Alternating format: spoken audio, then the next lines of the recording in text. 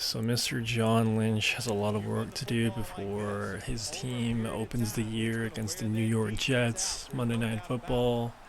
So psyched for that game. But in the meantime, he still has to re-sign that wide receiver. I refuse to mention his name because I've talked about him enough. Everyone's talked about him enough and just over it. So he's still got to re-sign that guy. And now he's really got to re-sign Trent Williams because he is refusing to report unless he comes with a brand new contract. I feel like this is kind of a new trend where players say that they're contemplating retirement and then them a year later demanding monstrous numbers. Tyreek Hill just did that. Now Trent Williams is doing this. Trent Williams, I get a little more. He's been around longer, a lot more injuries, a lot more wear on the tires. But still, like, he's the 49ers' best offensive lineman. Dude's been a beast baller since entering the league. And yeah, sure, is he the same player he was 10 years ago? Probably not, right? But he's still up there, man. And without him on the team, 49ers are definitely significantly weaker offensively. He was recently interviewed by an NFL insider and he, quote, wants to be paid.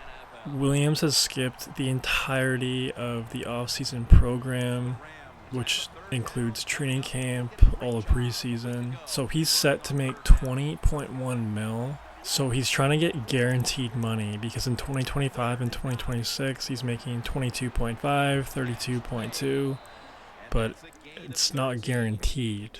So I feel like John Lynch definitely has to get this done before the year starts, especially with Brock Purdy going into a contract year, McCaffrey not starting off the year 100% healthy. Just a lot of smoke here with the Niners, and I don't know. I just feel like they blew it with their opportunity to win a Super Bowl because let's just take a look at this season and heading into this year. McCaffrey's hurt. The whole receiver contract issue. Trent Williams is holding out now. Brock Purdy contract year. Again, that's not a negative, but it's just a ticking time bomb, right? Because once you pay Brock Purdy, like, just take a look how difficult contract talks have been with the 49ers. Add in another monster contract, like a quarterback contract, Brock Purdy contract. How are they going to pay anybody? How is John Lynch going to pay anybody going forward? We've seen him move off of players before, like Bruckner to the Colts, and just this past offseason he cut Arik Armstead, so he's definitely not afraid to move off of players. And I just think in the next few years, 2-3 years, it's not just going to be a player in off season. It's going to be a few starters in off season. And the reason why I wanted to make a video on this is I've been a believer of this for quite some time, but I really think the 49ers window is pretty much shut. I feel like there's a tiny sliver left, and that's for this year. And if you're just looking at the logistics of everything, it's not what you want to start the year off when you're trying to win a Super Bowl, when you're really trying to beat Patrick Mahomes. Like, you need all hands on deck. You need no distractions, no injuries, none of that. And I know it's a long season. It's always a long season and things can turn around and teams can get hot, but I don't know. It's possible, but... And I just want to make it so clear. I know I mentioned it already, but once Brock Purdy gets paid, man, the receiver room is going to look a lot different. O-line, trenches, D-line, defense is going to look a lot different. Like, after this year, it's pretty much it. Like, you're going to lose a lot of starters. It's inevitable. I'm sorry. It just is.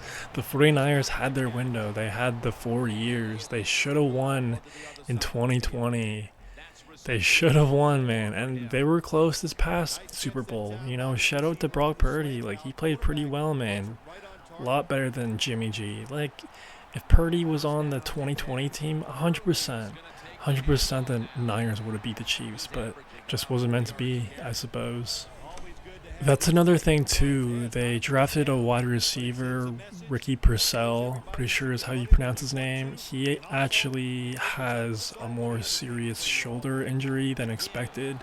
The Niners knew it going into drafting him, but they didn't think it would be a continuous thing. They thought he would get over it, and it's just kind of another bummer because they invested in a first round pick to acquire that guy when there were a couple of other good receivers on the board as well. So, and just solely focusing on the 49ers window, the NFC has been pretty weak the past 2-3 years. I don't feel like it's that weak anymore. Even if you just look at the NFC West specifically, Cardinals looked good when Kyler came back. Jonathan Gannon, might be a good head coach. He might be. I feel like the Cardinals are going to be kind of a playoff bubble team this year. I'm a believer. The Rams, Sean McVay, that whole offense looked really good last year. I think they'll be really good again this year. And then, of course, you got the Seahawks. I mean, honestly, if Geno Smith wasn't the starting quarterback and some other guy was in there, someone slightly better than Geno, I would really be picking the Seahawks as like a Super Bowl dark horse. That's how good that roster is, man. I'm not saying the 49ers are going to finish third in the NFC West or anything like that, but I'm just saying when the competition is more advanced, the games get harder. There are no weeks off. Those close games where it comes down to the wire and you got to give McCaffrey 5 extra carries a game. You got to give Debo 3 extra carries per game, 3 extra receptions per game. It just wears on you, bro. So by the time you get to the playoffs, you're depleted and not as fresh as they were in previous years. The 49ers should have lost to the Packers, and then they should have lost to the Lions. Like, the fact that they made the Super Bowl last year was not miraculous, but pretty close to that. So with that being said, let me know what y'all think about the Niners Super Bowl window. Do you think they blew it? Do you think they have a chance this year? Let me know in the comments. And do you think by week 1 they'll get everything sorted out with Trent Will and the receiver? Let me know.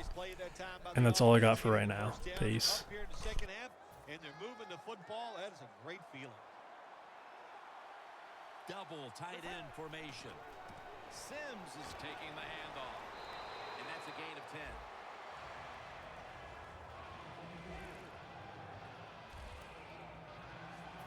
They went with the ground game on first down, bringing up second. Gurley's going to secure the handoff. Wright's the one who brings him to the ground.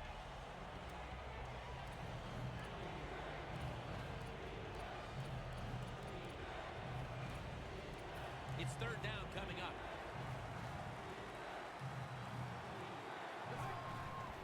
Right back to him once more. He's tackled beyond the markers. It's a first down.